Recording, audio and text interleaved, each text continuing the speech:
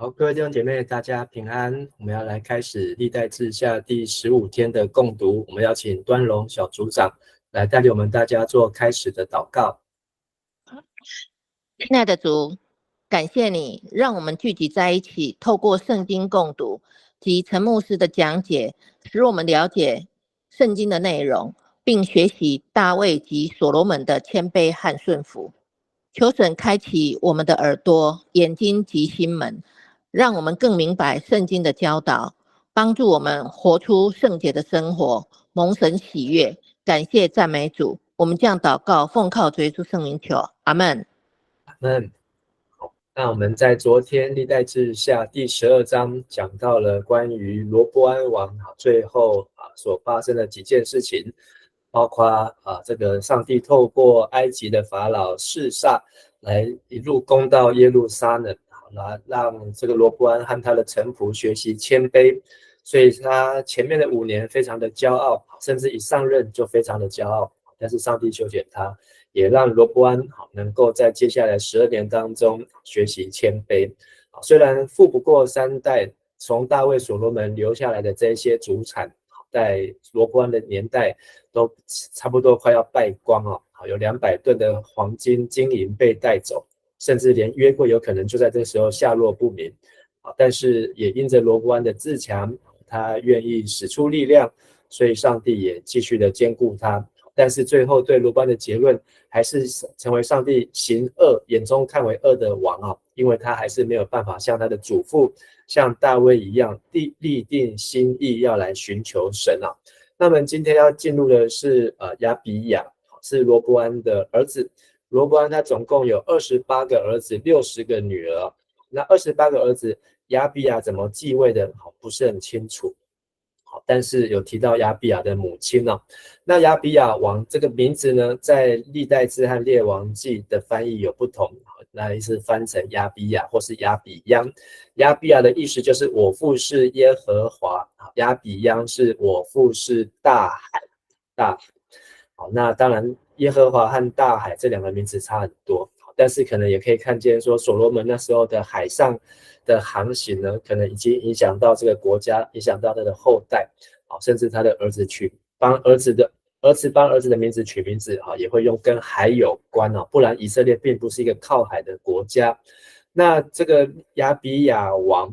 他可以参考的经文主要就是来自于列王记上的15章，只有短短的8节，但是在历代志下呢，却是有一整章，就是总共有22节。所以历代志下可以看到，就是我们今天要读的，看到亚比亚王的资料是比较多的。那都有记载亚比亚是在罗波安死后才继位。那罗波安是41岁就位当王，那做王17年，所以他是58岁。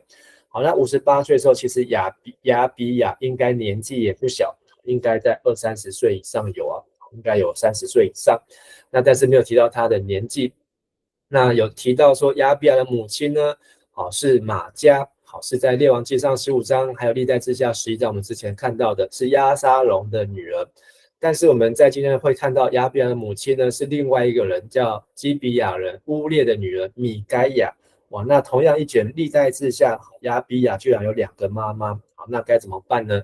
所以可能这个玛迦指的呢，是指押沙龙的不是女儿，是外孙女，因为在历代志下11章我们有提到，那个押沙龙的女儿应该是要翻成外孙女，就是女儿的女儿。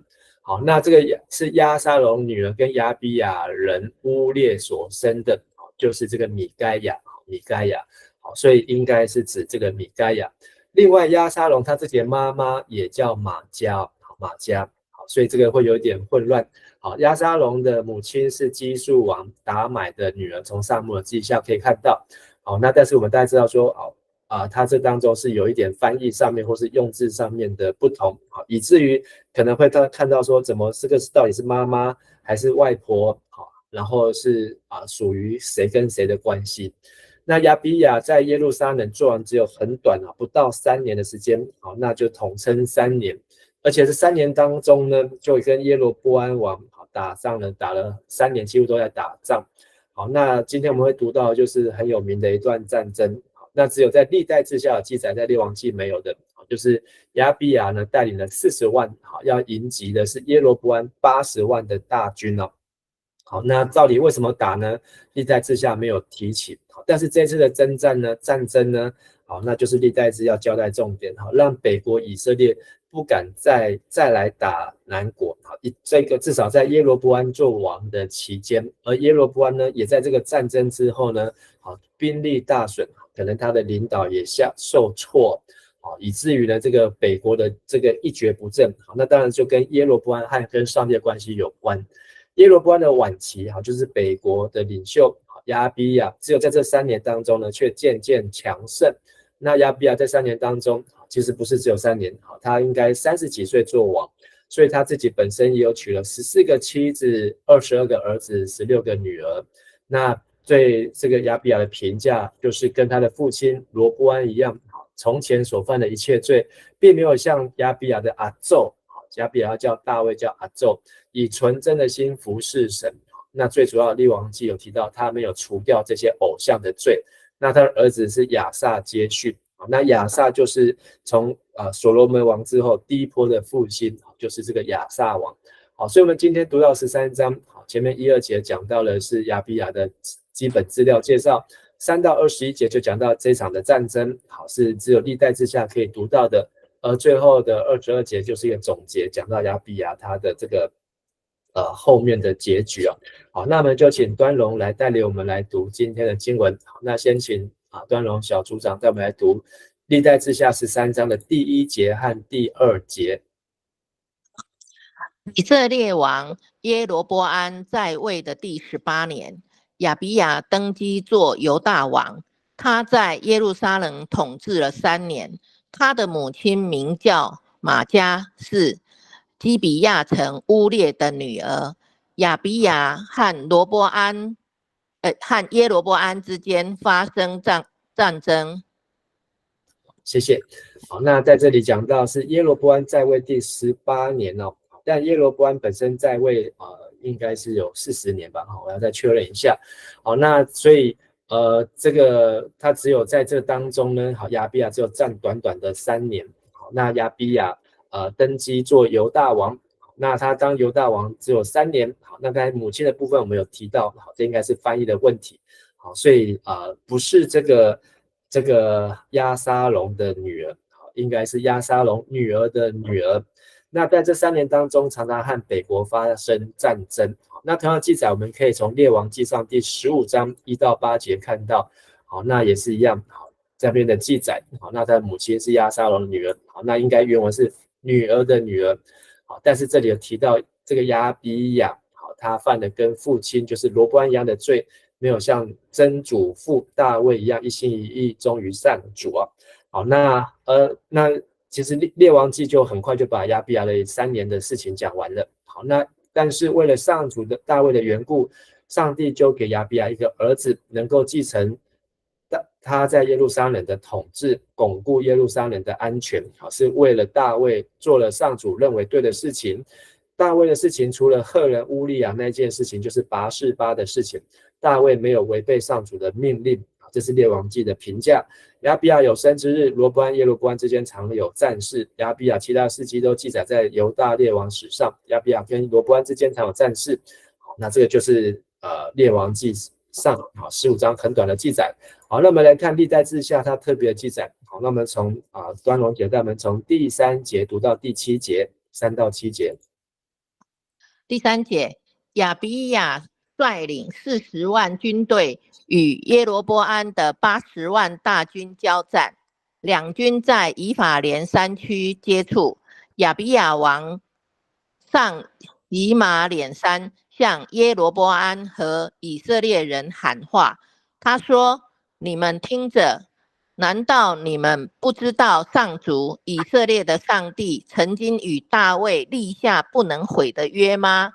上主把以色列的王位永远赐给大卫和他的后代。尼巴的儿子耶罗波安背叛了他的王大卫的儿子所罗门。后来他召集了一群流氓无赖，顽强地敌对所罗门的儿子罗波安，那时罗波安年纪轻，没有经验，无法抵挡他们。以上。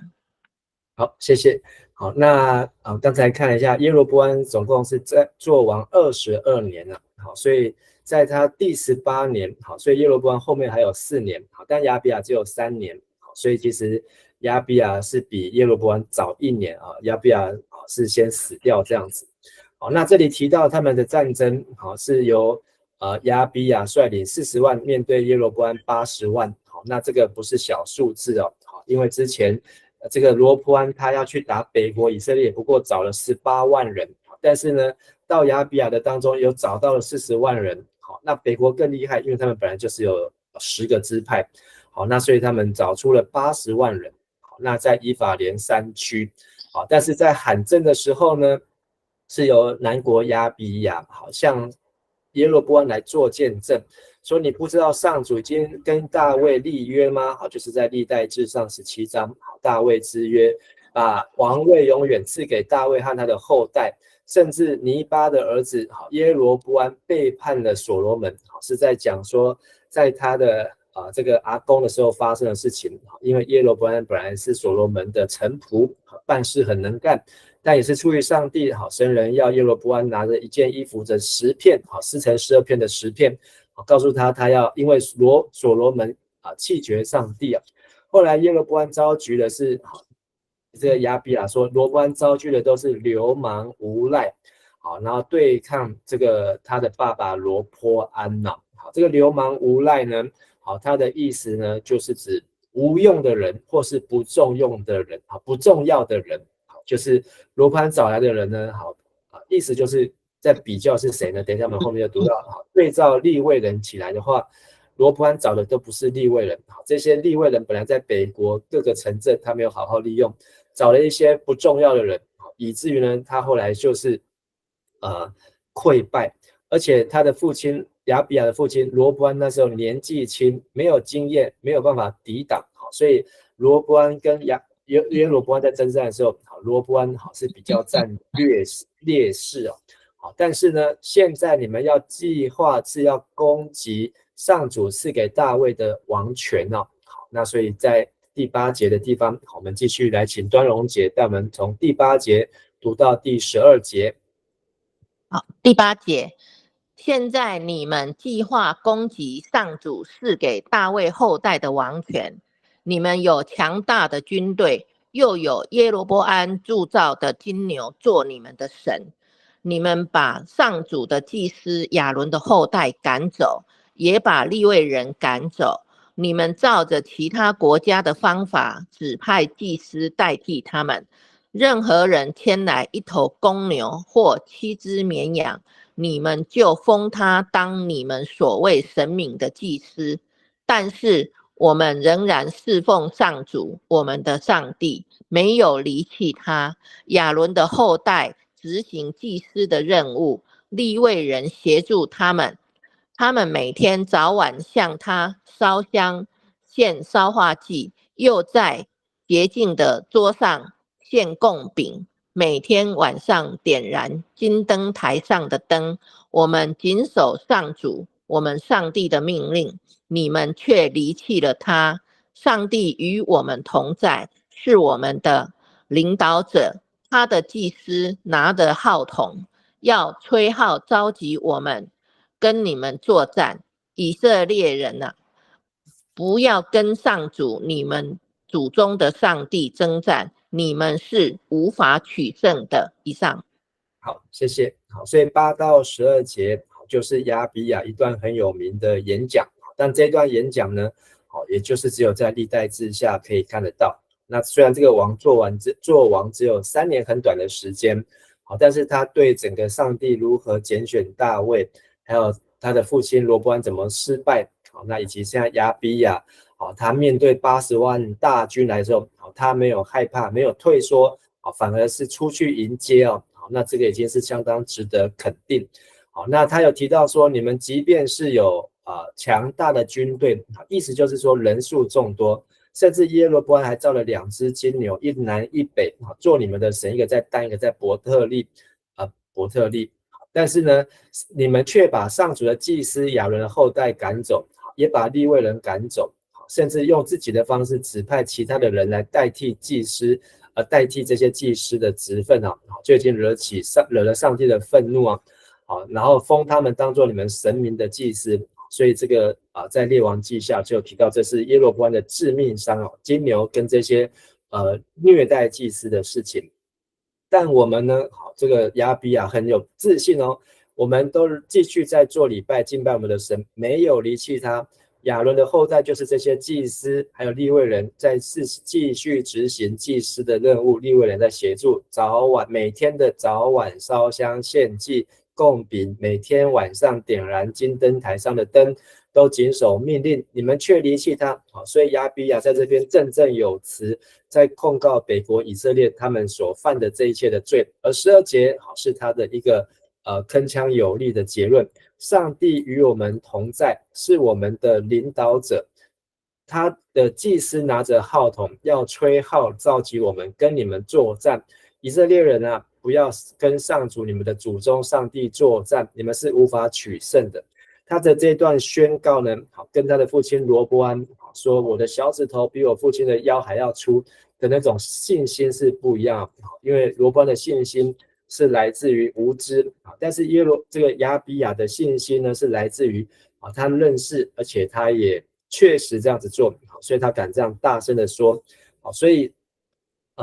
在这个祭司吹号，因为祭司呢通常是献祭，但是祭司会拿号筒吹号这件事情呢，在旧约的民数记当中的第18章，民数记当中就有提到祭司吹号的事情。所以这些的祭司他们被上第10章民数记的第10章这个就有记载民数记第18章是讲到前面第5节说以色列上帝跟大卫立下不能毁的约不能毁的约在和本翻成盐约盐巴的盐约，这个盐就是代表它有防腐嘛，就是不能毁坏就是不会过期叫盐约。这是民数记18章，而这个祭司吹号呢是在民数记第10章第9节。所以呢亚比亚做了这样的宣告。那我们就来看这场战争的发生的情形好，那再请端龙姐带我们从第13节直接读到最后22节。13，这时候耶罗波安调一部分军队在犹大军队的后面埋伏着，其余的则从前面进攻。犹大人四面观看，看见自己被包围了，就向上主求救。祭司们吹号，犹大人大声呐喊，亚比亚率领他们攻打。上帝击败了耶罗波安和以色列军队，以色列人逃避犹大人，上帝使犹大人胜过他们。亚比亚和他的军队大败以色列人，消灭了以色列的精兵50万。犹大人得胜了，因为他们倚靠上主，他们祖宗的上帝。亚比亚追赶耶罗波安的军队，占领了他的几座城，就是伯特利、耶沙拿、以弗伦和这些城附近的村庄。亚比亚在位期间，耶罗波安始终没有再掌权，最后上主击打他，他就死了。亚比亚逐渐强盛，他有14个妻子，22个儿子，16个女儿。亚比亚其余的事迹和言行都记载在先知益多史上。以上。好，谢谢。好，那所以在亚比亚王他的这个打战前40万军对80万军的这个宣告当中呢，讲得很有信心，但是呢，耶罗波安做什么小动作呢？他用80万派人埋伏在犹大后面所以就是前后包夹。那犹大呢，他有信心，可是他没有办法去应付前面有40万的军队，后面有40万的军队，那他们只有40万军队就被夹在中间，所以他们看见自己被包围，唯一能够做的就是向上主求救。那祭司们呢，果然就按照民数记的教导，祭司就是要拿号筒吹号，民数记第10章第9节。那所以犹大人就大声呐喊，亚比亚就硬着头皮率领他们攻打，而使他们得胜就是上帝，就击败了耶罗波安和北国以色列的80万大军，甚至让以色列人逃避南国犹大，上帝也让犹大胜过他们。亚比亚大军呢被消灭50万，80万被消灭，减掉50万，剩下30万。30万不晓得南国犹大减多少，但是犹大人得胜了。那原因也讲得很清楚，因为他们是倚靠上主，他们主宗的上帝。但是不要忘记利未人的功劳，利未人除了每一天的献祭、烧香、点灯、做礼拜，然后在圣殿的服事，还有他们就是扮演着祷告、吹号、求告上帝的这个天线的角色啊，跟上帝打119 911，而上帝就及时的就听了利未人的祷告，所以透过这群利未人，他们从40万胜过80万的大军，甚至还一路追赶占领了城，其中最具代表性就是伯特利哦。伯特利就是雅各梦见上帝有天梯的地方，那它就是神的家。但是呢，耶罗波安居然在神的家，这个城应该叫做神的家，却放了金牛啊，就是在召见这个上帝的名字。所以这个亚比亚呢也拿下了这个伯特利。那有没有毁掉金牛？我们并不晓得。但是讲到的是耶罗波安最终没有再掌权了，最后上主击打他，这个耶罗波安就死了。但是如果我们去对照时间序的话，其实是亚比亚先死，死的可能1年之后耶罗波安才死。所以我们看起来亚比亚他是一个怎么看都应该是一个好王，但为什么他却被列为这个上帝眼中坏王？就是列王记有交代，因为亚比亚他在第3节列王记上15章犯了跟他父亲罗波安一样的罪，没有像他曾祖父大卫那一心一意忠于他的上帝，所以就因为这件事情，亚比亚差一点应该可以当好王的，但是他却没有被拣选成为一个好王所以非常的可惜。那我们再来看一下这个耶罗波安，因为耶罗波安也差不多要下台了。那耶罗波安最后怎么死的呢？耶罗波安他的儿子也叫做亚比亚，这是列王记上14章。亚比亚生病了，那耶罗波安还甚至对他的妻子乔装去见先知亚西亚。后来亚西亚听见耶罗波安妻子来了，就说：来进来，我知道你是耶罗波安的妻子，为什么要打扮成另外一个人呢？我现在有坏消息直接告诉你，你回去告诉你的老公耶罗波安，上帝说我从人民中拣选耶罗波安，立你做以色列，以色列是指北国子民的统治者，我从大卫后代把国权夺过来赐给你，可是你没有像仆人大卫一样一心一意效忠。所以我们讲过，大卫就是整个列王当中的标准，你只要能够抓住大卫的精神，大卫就是从抓住上帝的话开始，只要抓住的就能够成为合神心意，没有抓住的就会违背。只做我所准许的事情，你比你之前的统治者犯更大罪。前面统治者是谁？就是讲所罗门，犯更大罪，背叛我，又铸造了偶像来拜，惹我发怒，因此我要降灾祸给耶罗波安的王室。你家族的男人无论自由或不自由，通通杀光，除灭你家族，好像人扫除粪土一样。你家的人死在城里，一定被狗吃掉；死在郊野，一定被飞鸟吃掉。看到上帝讲这么重的话，上帝一定很气我是上主这样宣布。亚西亚继续对耶罗波安的妻子说：你回去吧，你一进城，你这个儿子亚比亚就死了。所以他的儿子死的时候，可能跟这个南国的王的亚比亚的儿子死的搞不好是同一年。以色列全国人民会为他哀哭，把他埋葬。他是耶罗波安家族当中唯一得以埋葬的人。哇，这句话讲的真是让人这个是非常的占尽连这个儿子死的还是最好死的，因为只有他是上主，以色列是神所喜悦的。上主要立一个王来统治北国以色列，这王将结束耶罗波安的王朝，就不是从他的血缘下来。今天其实就是时候了，上主要惩罚以色列，使他摇动，像西里的芦苇草摇晃一样。他把以色列人民从上主赐给他们祖先这块美好的地上拔除，把他们分散到幼发拉底的那边，就是指北国要被亚兰人掳所以这个不是亚兰，亚述要被亚述掳去，因为他们造了亚瑟拉女神的柱像，惹上帝发怒，上主要遗弃北国以色列，因为耶罗波安犯罪，也使以色列人民陷在罪中。耶罗波安其实回家之后一进门，孩子就死，如果他不回家，孩子还不一定会死。以色列人民为这孩子哀哭，把他埋葬，他是罗波安家族男生当中唯一被埋葬的，所以